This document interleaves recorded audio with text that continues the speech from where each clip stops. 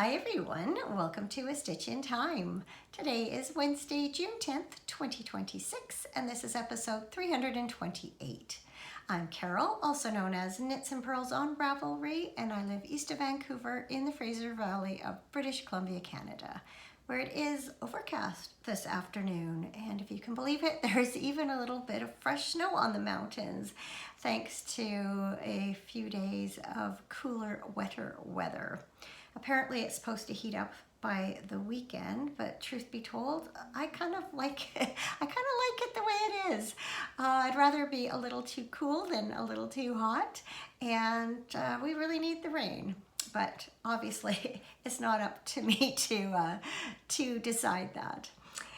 Anyway, you did not come here for the weather forecast. You came here to talk about knitting and spinning and all good yarny things, so maybe we should move on. Thanks so much for joining me today. I hope you've had a good couple of weeks since we last chatted, and I'd like to thank everyone who reached out and sent good wishes regarding my brother-in-law who was recently diagnosed with cancer. I'll give a little bit of an update on his condition later on in the episode and tell you a little bit about our trip to Victoria to see him about a week and a half ago now. But first things first, let's talk about my works in progress.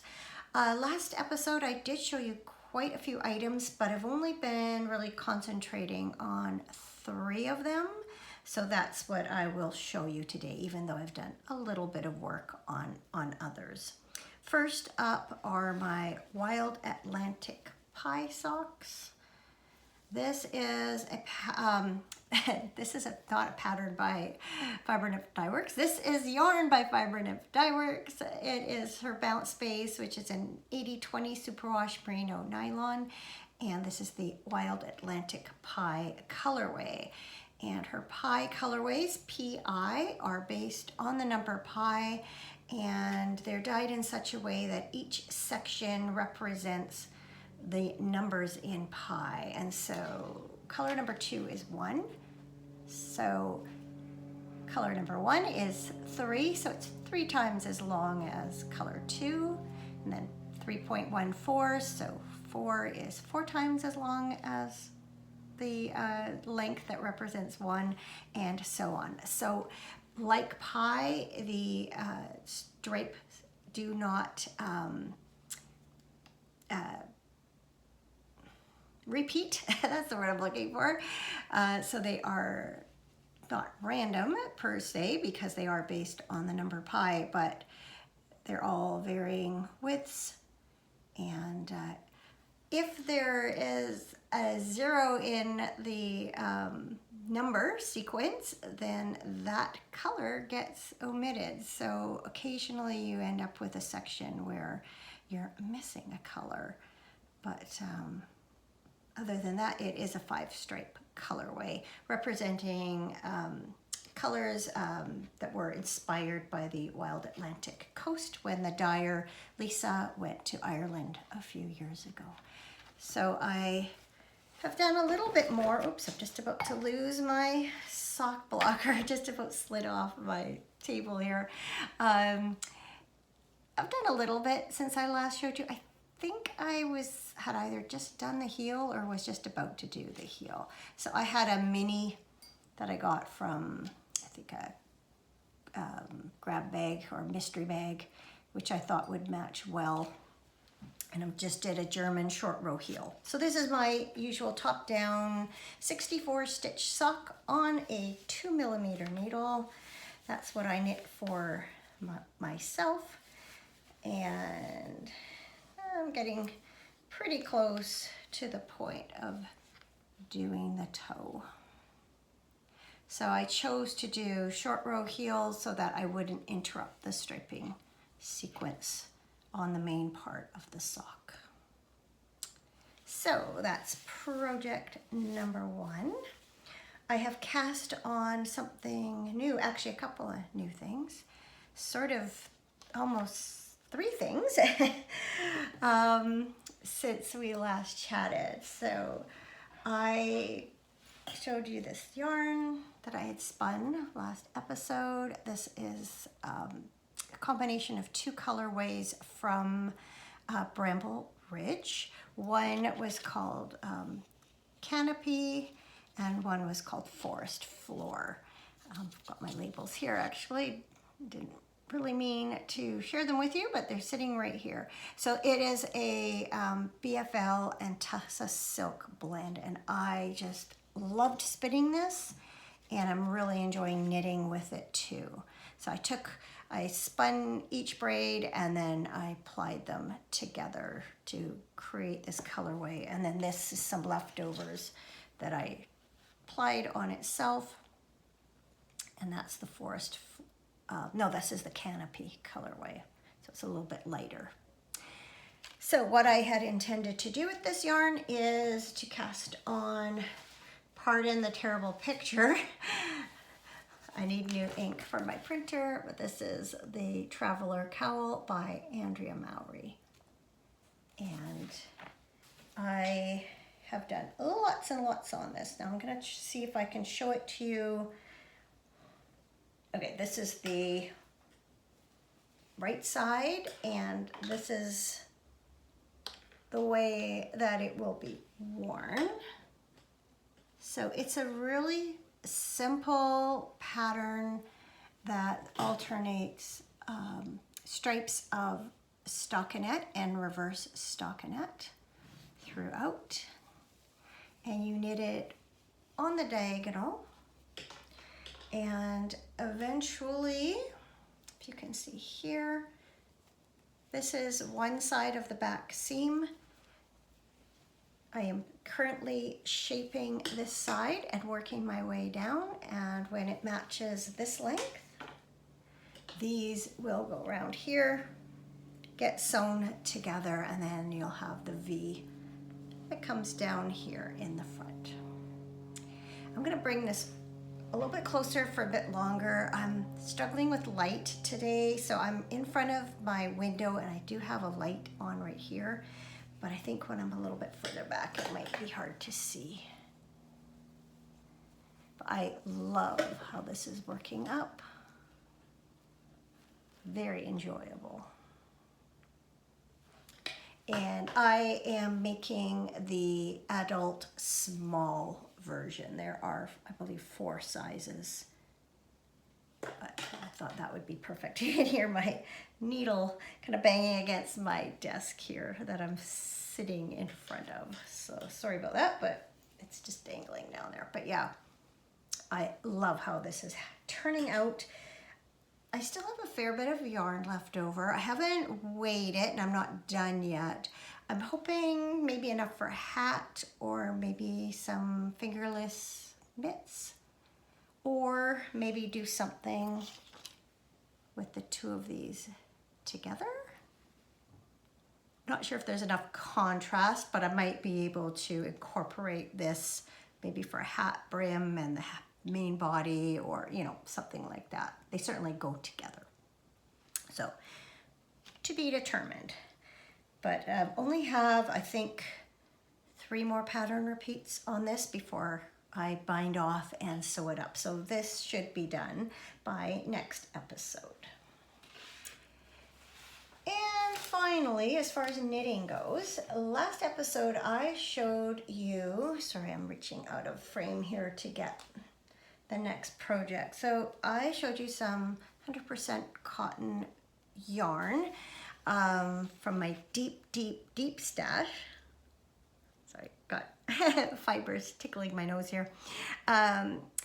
This is, let me see. Oh, my labels are way over there. I'm not gonna go get them.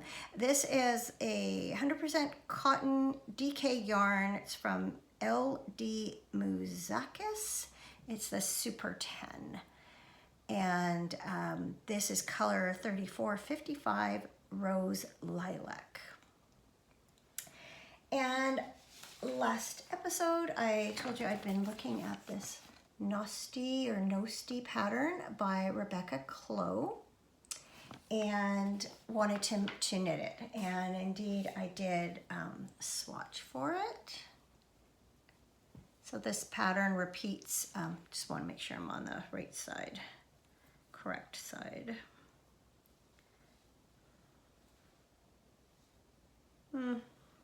That's the correct side.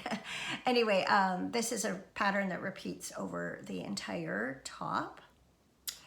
And I even went so far as to cast it on and work this much up.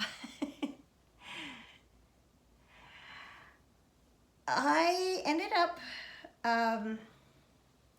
stopping work on this for a couple of reasons. One was I had done a Russian join on the yarn. Well, I got an inch into it and had a knot. So this is the first place I did the Russian join. I didn't want to do the magic knot. I was trying to avoid having knots. And also being a cotton yarn, I didn't think it would weave in and stay in very well. So I thought I would do a Russian join, which I did.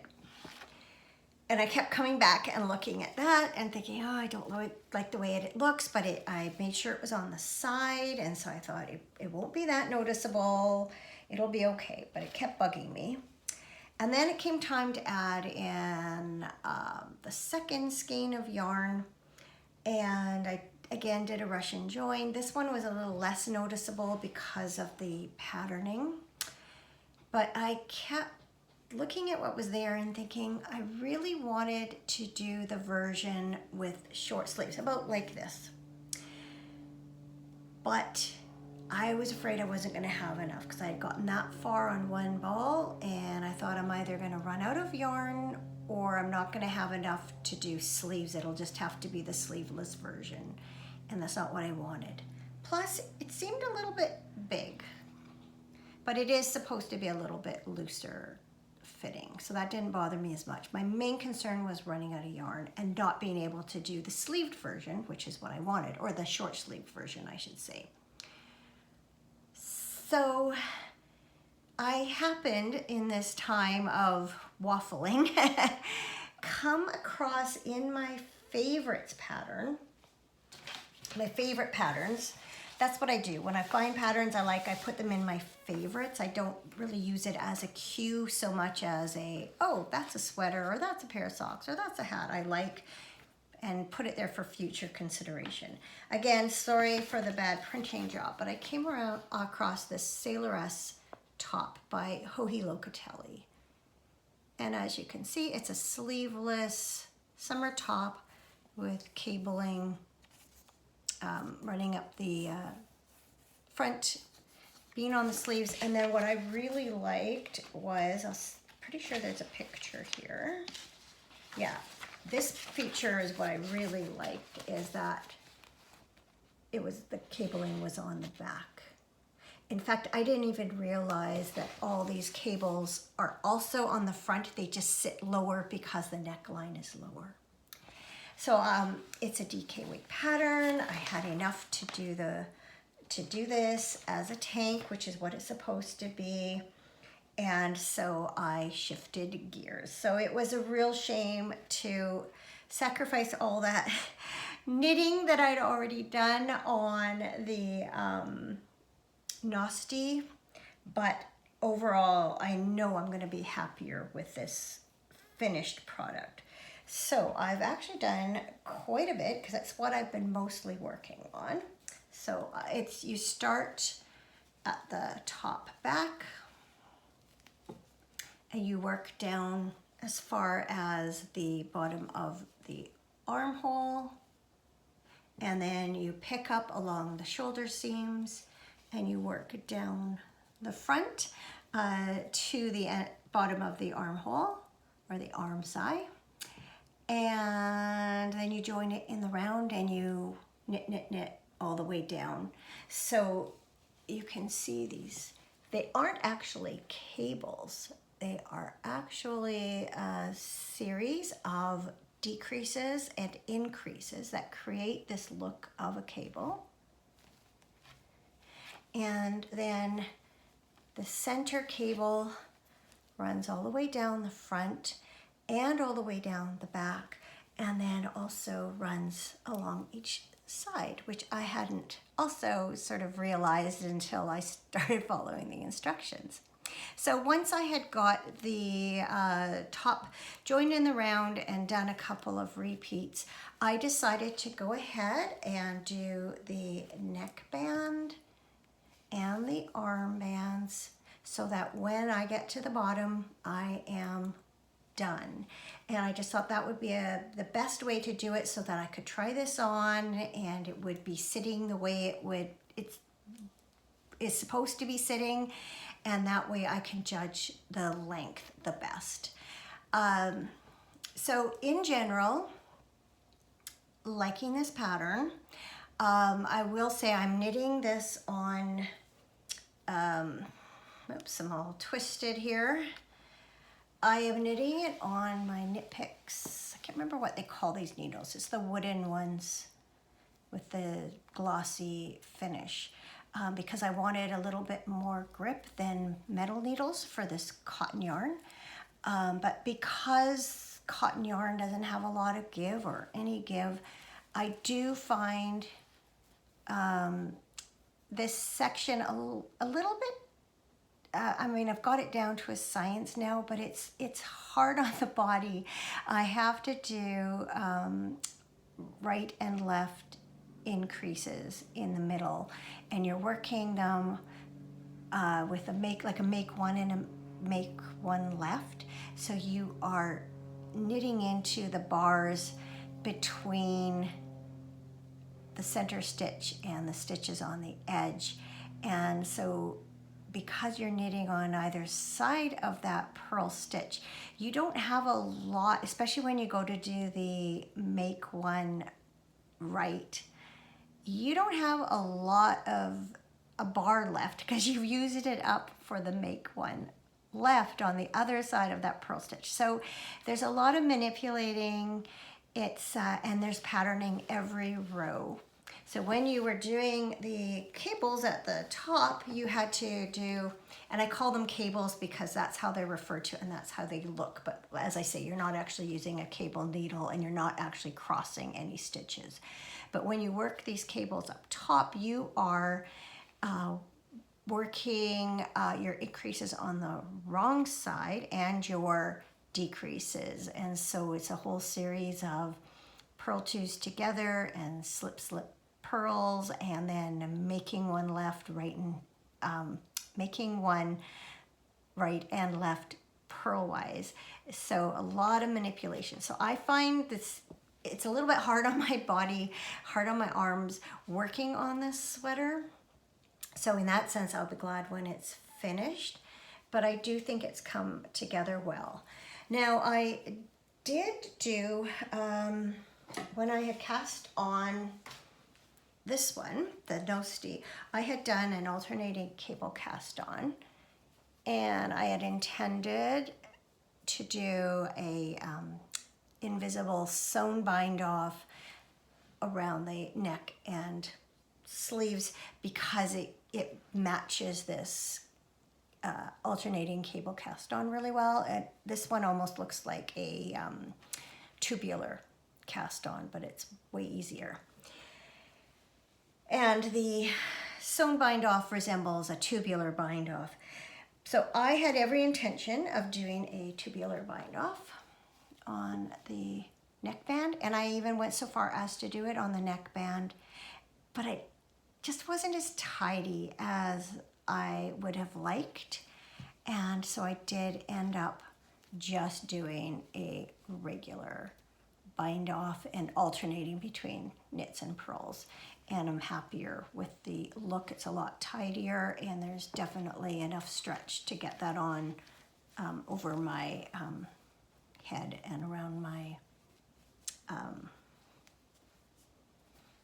arms, armhole openings. Now, the only thing that I'm kind of less than happy about is the fit. So I chose the size, let me just see here. It is the 4th size. So the 4th size is 40.5 inches. And the recommended ease is 0 to 2 inches of positive ease. My bust right now is 38. So the next size down was 36.5, and I didn't want there to be negative ease. So I chose that, and I thought, okay, that's just over 2 inches. And when I did my swatching, my gauge was just slightly smaller than the recommended, and so and that's 20 stitches over 4 inches. So I thought that should work out great. But I was a little bit disappointed when I tried it on. If you see in the photo, you can see the sweater sits like at the top of the shoulder here. Mine, I did try this on, put this on a spare needle and tried it on. Mine is gonna sit more off my shoulders a little bit. And there's a little bit of extra fabric in here where the increases are. You can see it does slope round down here to fit under the arm.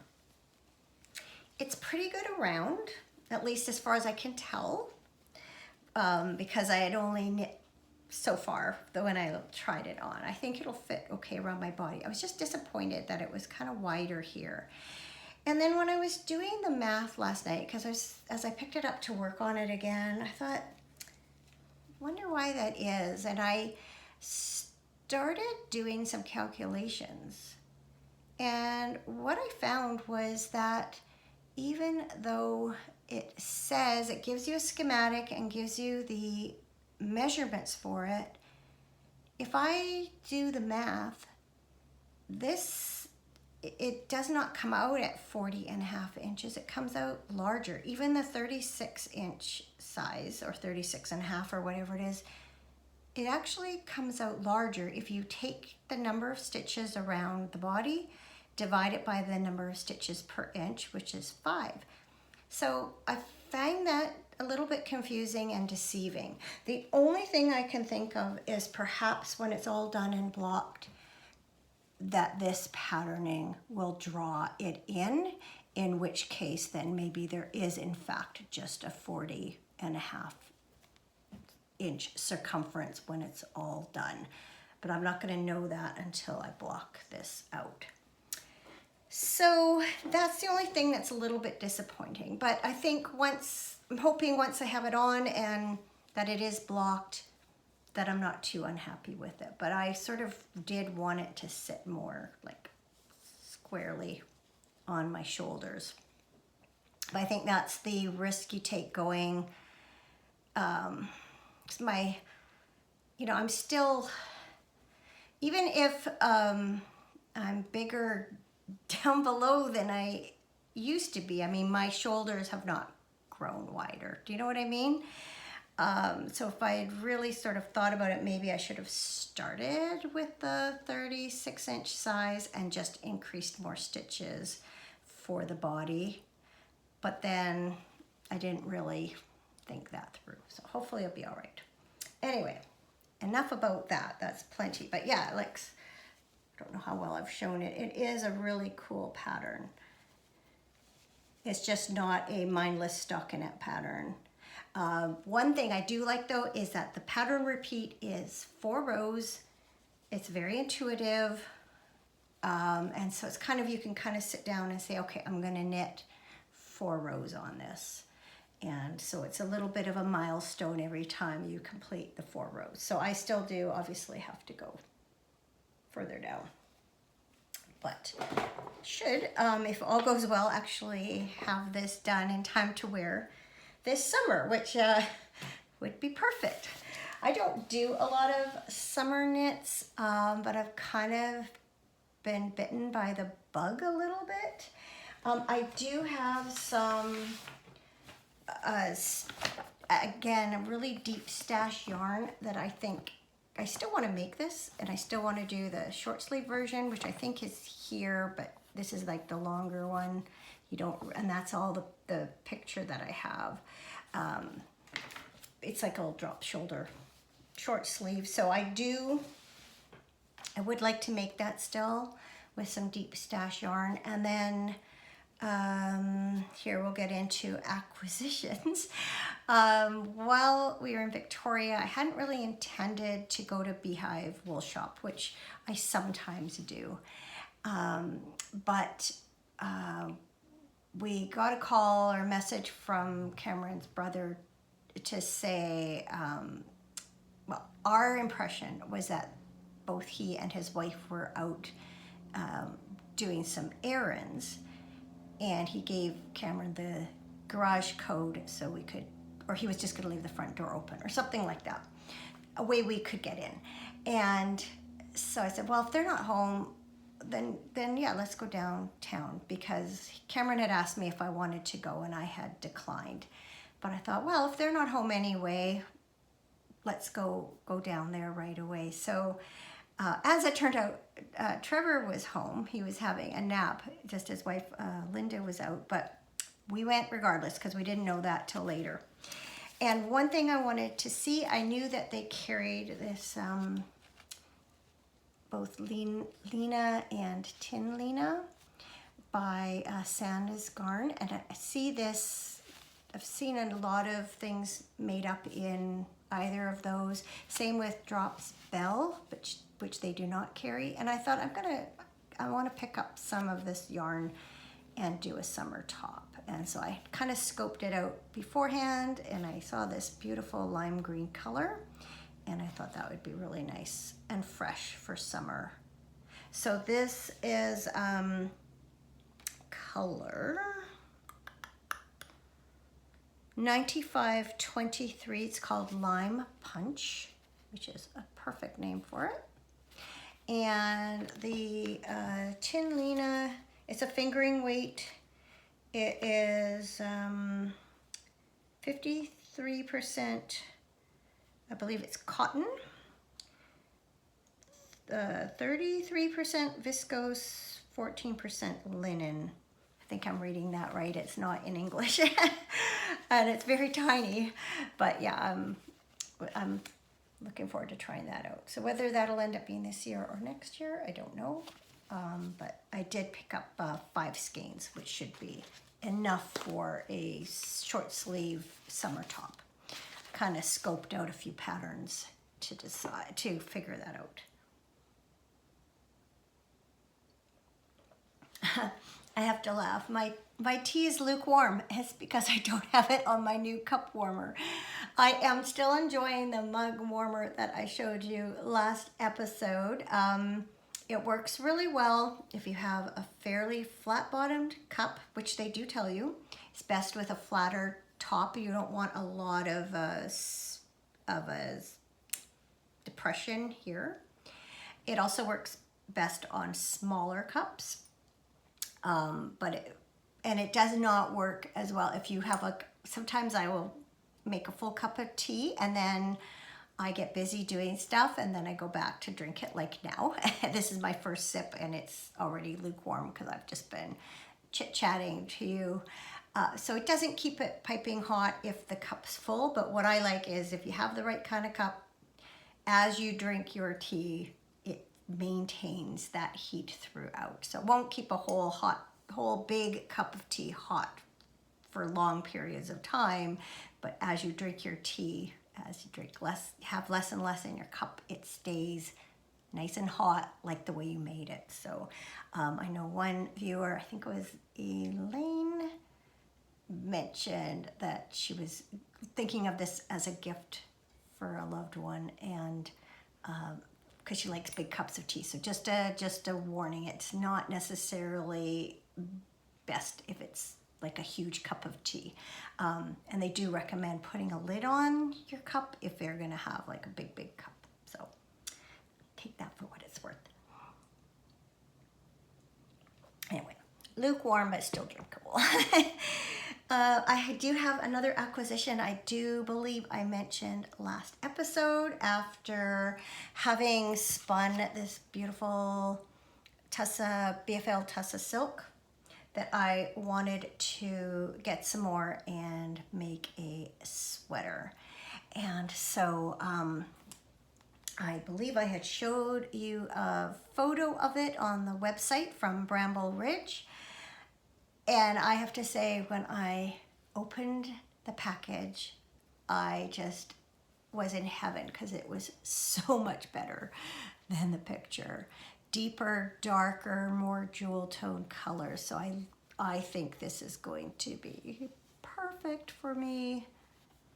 And I am really excited to begin spinning it. So I got, this is called Oil Slick 2. I think there were 2 different batches.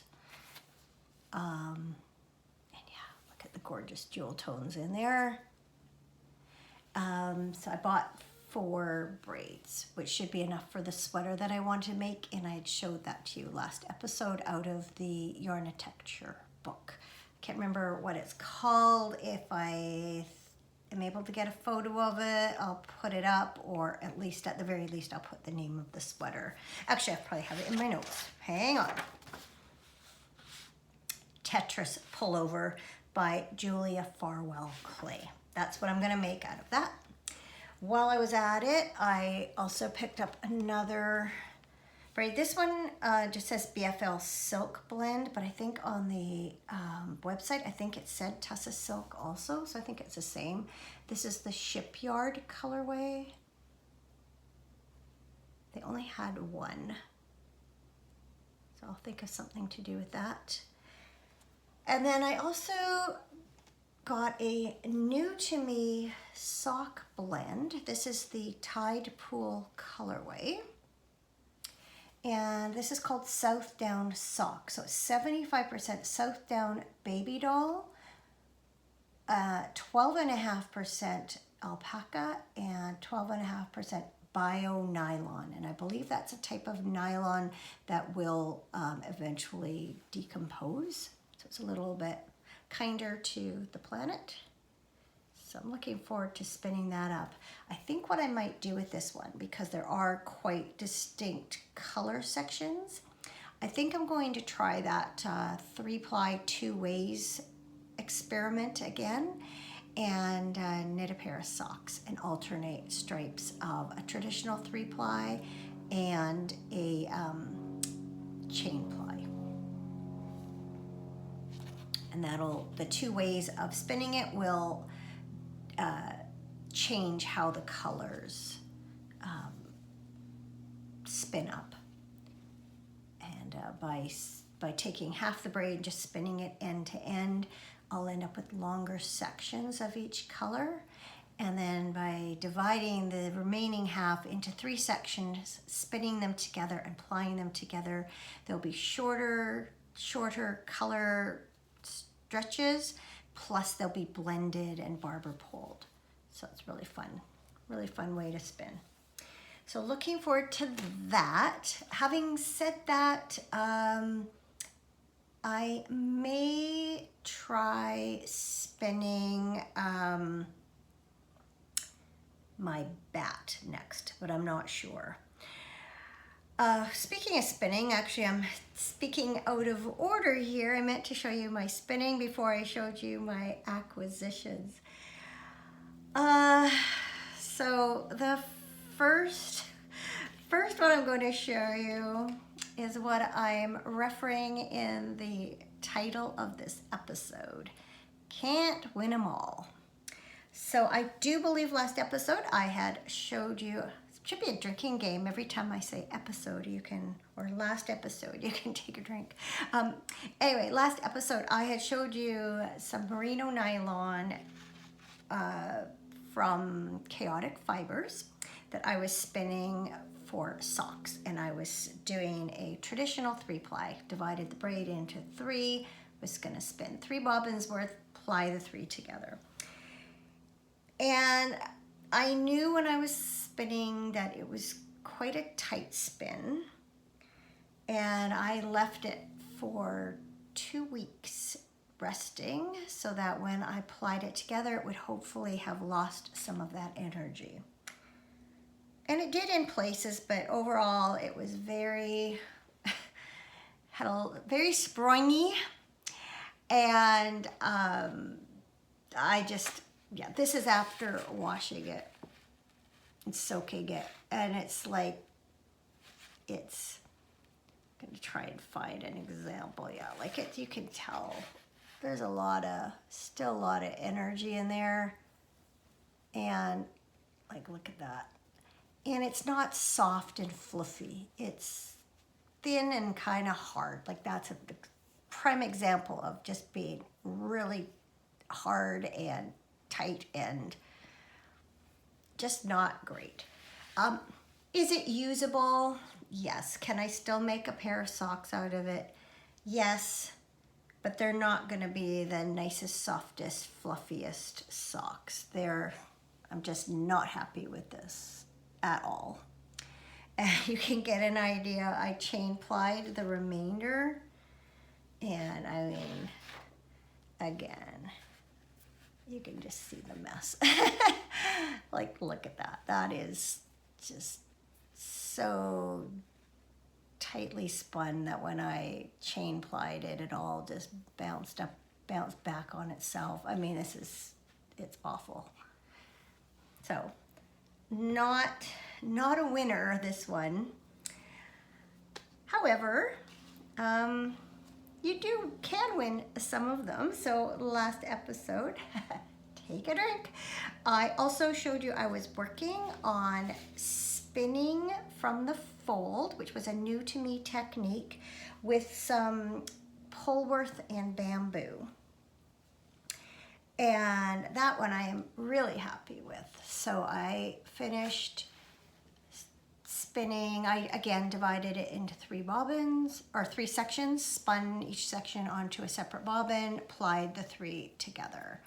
And I knew when I was spinning it that I had some thicker sections and some thinner sections, some tighter sections, some looser sections. I didn't care. This one was one of those, you're learning a new technique. Don't be too hard on yourself. Just spin it the way it comes out. And often when you ply, it does kind of even things out. You can see overall it's a decent consistency, like a fairly consistent yarn. I mean, there's definitely are thicker and thinner spots, but overall it looks pretty uniform.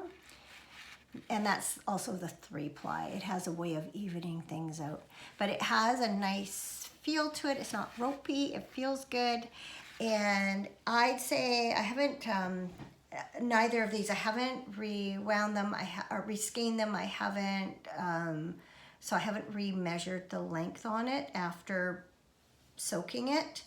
And I have not looked at wraps per inch. This, I think, is going to be close to a bulky, heavy worsted or bulky. I'm hoping I have enough for a hat, because I think this would make a nice hat. But yeah, that's the 3-ply. Really like how that turned out. I have another braid of the same yarn in kind of a browny burgundy color, which I think will be nice. Now I have an idea of how it spins up, so that's good. I spun it 2 plies with some of the remainder. I like the way that spun up too. In fact, what I might do with the next skein is divide it in half and do a 2-ply. Won't be quite so thick, and I'll get more yardage out of it. And then I did, again, practice my chain plying on the remainder. You can see it's got a lot of twist in it still.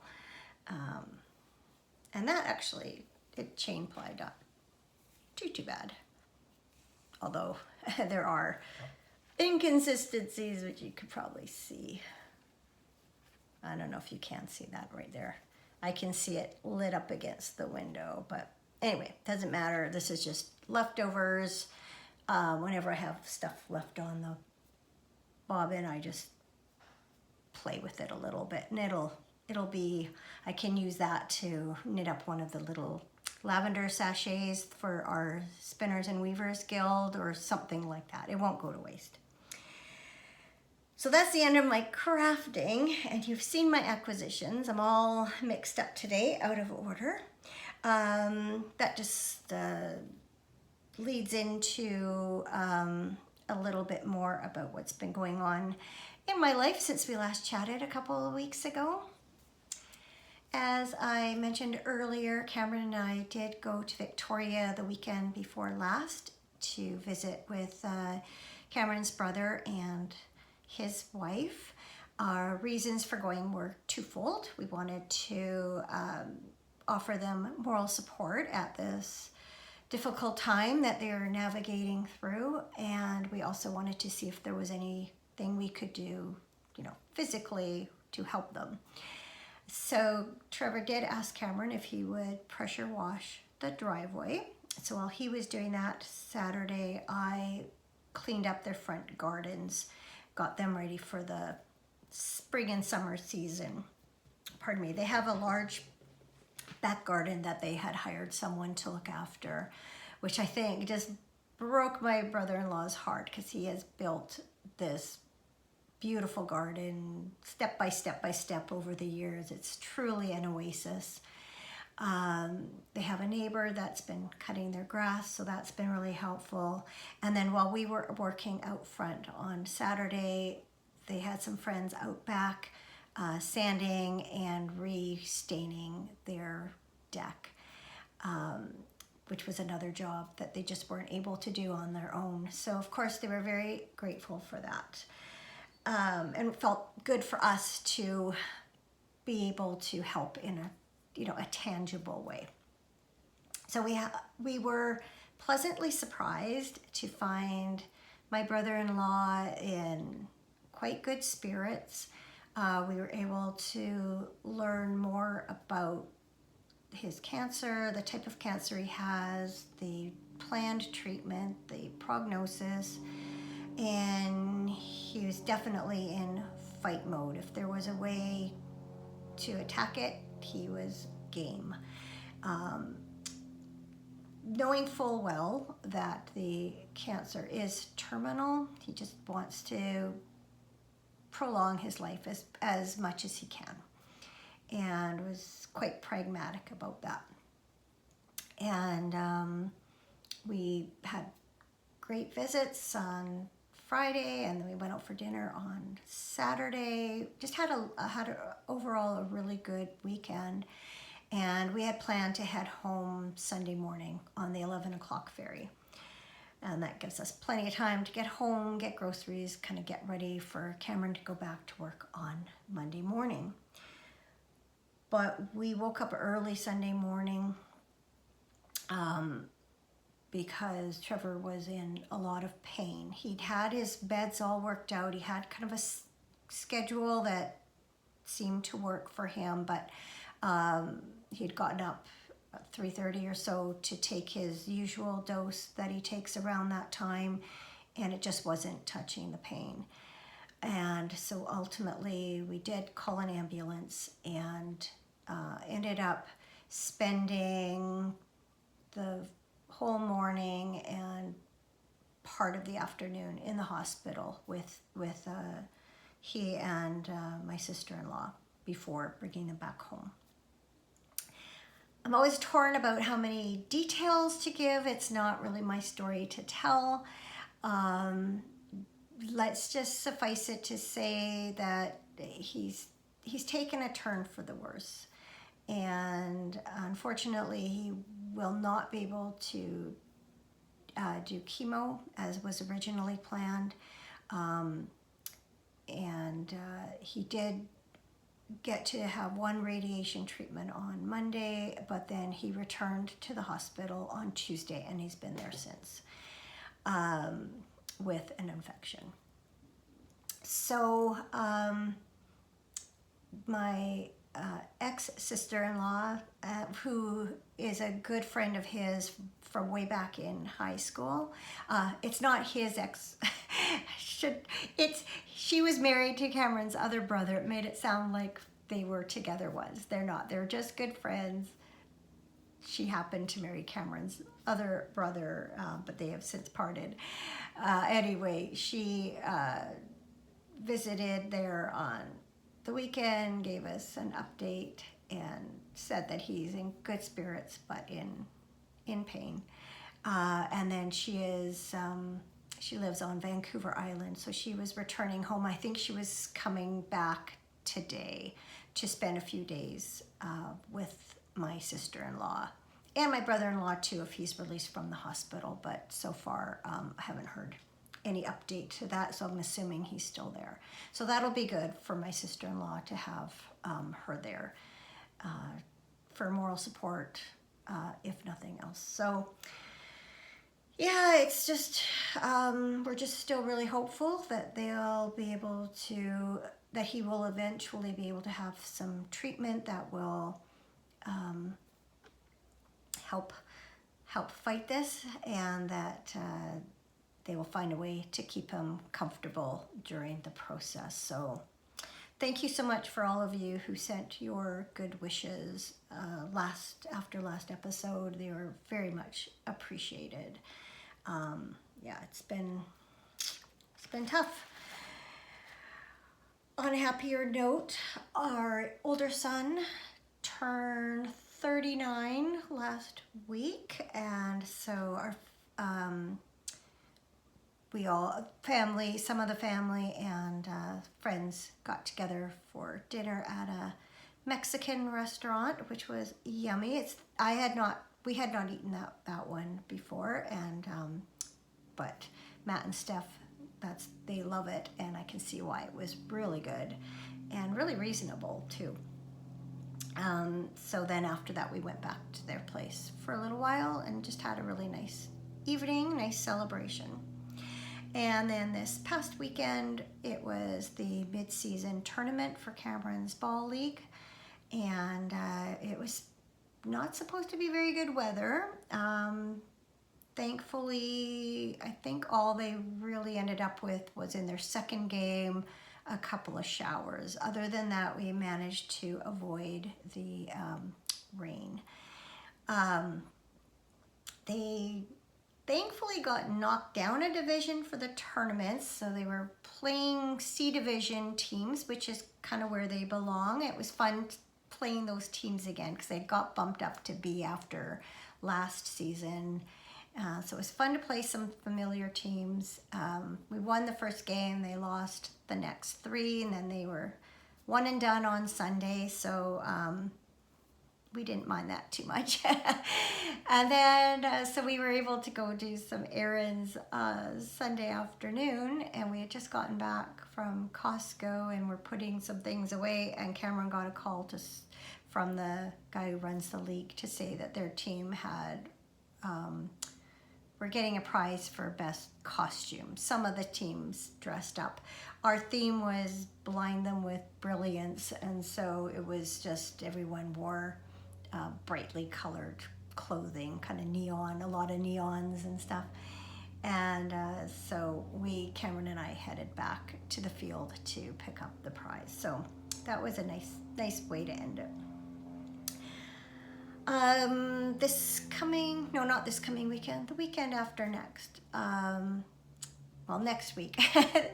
Next Thursday, a week and a day from now, my sister and her husband are coming out from Toronto for a holiday, and all the sisters and brothers-in-law are going to be together, and plus my mom up at the cabin for a few days.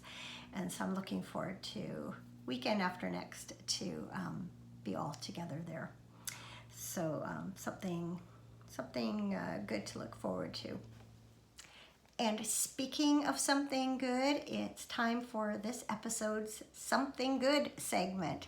And my something good is that after we returned from Victoria and I knew that we would be home for a while, I finally was able to get our summer flowers. So I picked up some containers for the front and a few for the backyard, and then also some bedding plants to fill some containers we already had. And so it is so nice to see some bright colors in those areas again. I just got a notification that my battery is low, so I think it's a good time to wind things up. So thank you once again for watching. Appreciate all your kind comments and support as we also are going through this difficult time. It's hard not to be affected when someone close to you is that ill. So thank you for that, and I hope to see you again very soon. Take care till then. Bye.